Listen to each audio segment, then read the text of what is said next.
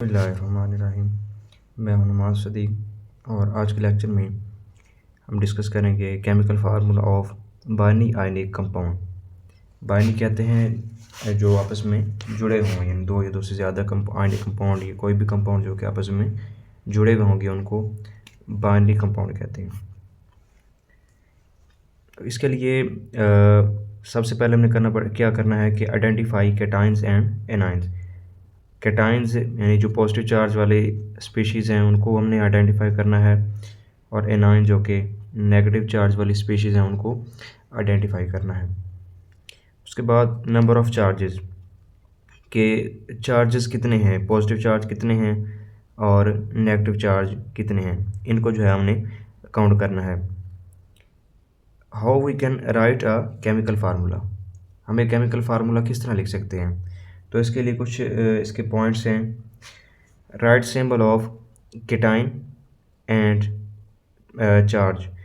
Cation का symbol लिखेंगे, जो भी केटाइन है, सोडियम है, पोटाशियम है, एल्युमिनियम है, कैल्शियम है, उसका सिंबल लिखेंगे और उसके ऊपर जितना चार्ज है तो वो उसका चार्ज लिखेंगे। मिसाल के तौर पर कैल्शियम है तो उसका हमारे पास जो सिंबल होता है वो होता है Ca और चार्ज होता है 2+। इस तरह एल्युमिनियम है तो उसका सिंबल है Al और चार्ज होता है वो 3+ होता है। तो ये इस तरह करना है कि हमने कैटाइन का सिंबल लिखना है और उसके ऊपर जो चार्ज है वो लिखेंगे। उसके बाद right symbol of anion, A9 का सिंबल लिखेंगे एंड चार्ज, और उसके ऊपर जो चार्ज होगा, मिसाल के तौर पर हाइड्रोक्साइड हमारे पास या OH, तो ये एनाइन है और इसके ऊपर चार्ज लिखेंगे। या इस तरह को सिंपल हमारे पास ऑक्साइड है तो हम ऑक्साइड लिखेंगे और उसके ऊपर जो ये हमारे पास एनाइन हो गया सिंबल, और जो उसके ऊपर चार्ज होगा उसका चार्ज लिख देंगे। उसके बाद क्या करना है, find number of ion to give neutral compound. अब हमने नंबर ऑफ़ आयंस को देखना है कि पॉजिटिव कितने हैं, नेगेटिव कितने हैं, और न्यूट्रल करने के लिए हमें क्या करना होगा, कितने आयंस जो है वो उसको ऐड या सब्सट्रैक्ट करने होंगे। एग्जाम्पल हमारे पास लिथियम ऑक्साइड। अब लिथियम जो होता है इसके ऊपर ये कैटाइन है लिथियम और +1 चार्ज होता है इसके ऊपर, और ऑक्साइड के ऊपर 2 नेगेटिव चार्ज होता है। अब जो कैटाइन है यानी उसका जो चार्ज होगा उसको हम एनाइन के सबस्क्रिप्ट में लिखेंगे, और जो एनाइन के ऊपर चार्ज होगा उसको कैटाइन के सबस्क्रिप्ट में लिखेंगे। इसको कहते हैं क्रिस क्रॉस मेथड, कि कैटाइन वाले चार्ज को लिखना है एनाइन के सबस्क्रिप्ट में, और एनाइन वाले चार्ज को लिखना है कैटाइन के सबस्क्रिप्ट में। तो ये इसका जो फार्मूला होगा वो इस तरह होगा Li2O। इसके बाद एग्जांपल 2 है हमारे पास एल्युमिनियम ऑक्साइड। अब एल्युमिनियम जो होता है इसके ऊपर 3+ चार्ज होता है और ऑक्साइड के ऊपर 2 नेगेटिव चार्ज होता है। तो क्रिस क्रॉस मेथड के तहत जो है वो एनाइन का जो चार्ज है वो कैटाइन के सबस्क्रिप्ट में लिखेंगे, और कैटाइन के ऊपर जो चार्ज है वो एनाइन के सबस्क्रिप्ट में लिखेंगे। तो ये जो फार्मूला बनेगा वो होगा Al2O3। एग्जांपल 3 हमारे पास मैग्नीशियम नाइट्राइड। इसका हम जो है फार्मूला किस तरह लिखेंगे। अब मैग्नीशियम के ऊपर 2+ चार्ज होता है और नाइट्राइड के ऊपर 3 नेगेटिव चार्ज होता है। तो अब मैग्नीशियम का जो 2+ चार्ज है उसको नाइट्रोजन के सबस्क्रिप्ट में लिखेंगे, और नाइट्रोजन के ऊपर जो 3 नेगेटिव चार्ज है उसको मैग्नीशियम के सबस्क्रिप्ट में लिखेंगे। तो ये जो केमिकल फार्मूला बनेगा वो होगा हमारे पास Mg3N2। तो इस तरह से हम किसी भी स्पीशीज़ जो है आयनिक स्पीशी है या बाइनरी आयनिक कंपाउंड जो होते हैं उनका मॉलिक्यूलर फार्मूला निकाल सकते हैं। तो इसके पास हमारे पास है कि केमिकल फार्मूला जो है वो किसी भी कंपाउंड का वो किस तरह निकालेंगे। तो केमिकल फार्मूला निकालने के लिए हमें जो है वो कंपाउंड का एम्पिरिकल फार्मूला मालूम होना चाहिए। और एम्पिरिकल फार्मूला किस तरह निकालेंगे, ये जो होता है वो एटम्स की सिंपलेस्ट रेशो होती है, यानी कम से कम सादा तरीन अद्दी निस्बत को एम्पिरिकल फार्मूला कहते हैं।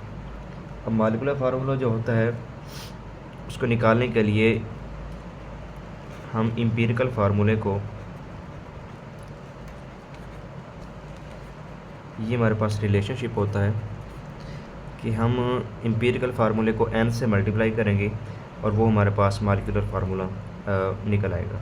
अब n किस तरह फाइंड आउट करेंगे, एन मालूम करने के लिए हमें दो चीज़ों को पता हो, कंपाउंड का मोलर मास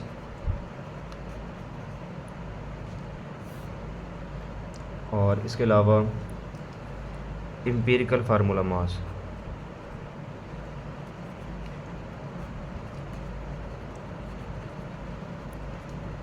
अब ये दो चीज़ें में मालूम होगी तो हम किसी भी कंपाउंड का जो है ये हमारे पास n की वैल्यू आ जाएगी, और जब n की वैल्यू आ जाएगी तो हम उसको एम्पिरिकल फार्मूले से मल्टीप्लाई करेंगे और उसके बाद हमारे पास मॉलिक्यूलर फार्मूला मालूम कर सकेंगे उसका किसी भी कंपाउंड का।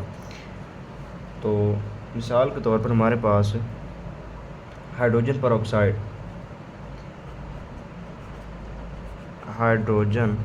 ऑक्साइड है।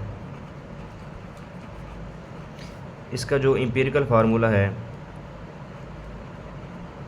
ई फार्मूला या एम्पिरिकल फार्मूला, वो है हमारे पास HO, और इसका जो मोलर मास होता है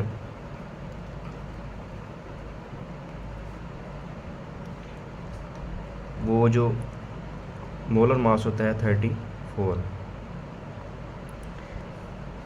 और एम्पिरिकल फार्मूला मास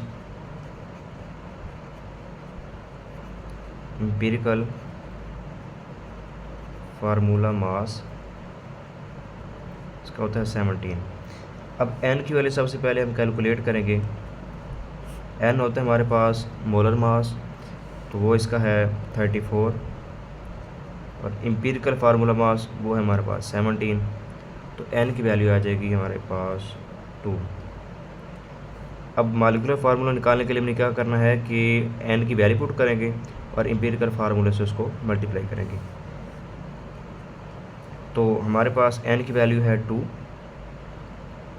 और एम्पिरिकल फार्मूला है, इसका एम्पिरिकल फार्मूला HO है। यहाँ पे हम लिख देंगे 2, तो ये बन जाएगा H2O2। ये आ जाएगा इसका मॉलिक्यूलर फार्मूला।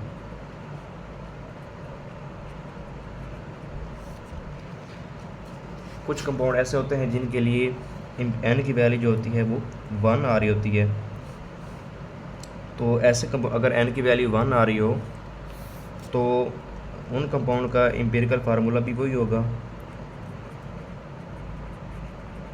और उनका जो मॉलिक्यूलर फार्मूला है वो भी सेम होगा, यानी दोनों फार्मूले सेम होंगे। मिसाल के तौर पर H2O वाटर है, अगर इसके लिए हम इसके लिए n की वैल्यू निकालें तो n बराबर होगा, इसका मोलर मास होता है वो 18 और एम्पिरिकल फार्मूला मास भी होता है 18, तो n की वैल्यू आ जाती है 1। अब मॉलिक्यूलर फार्मूला कैलकुलेट करने के लिए n को मल्टीप्लाई करना है एम्पिरिकल फार्मूला से।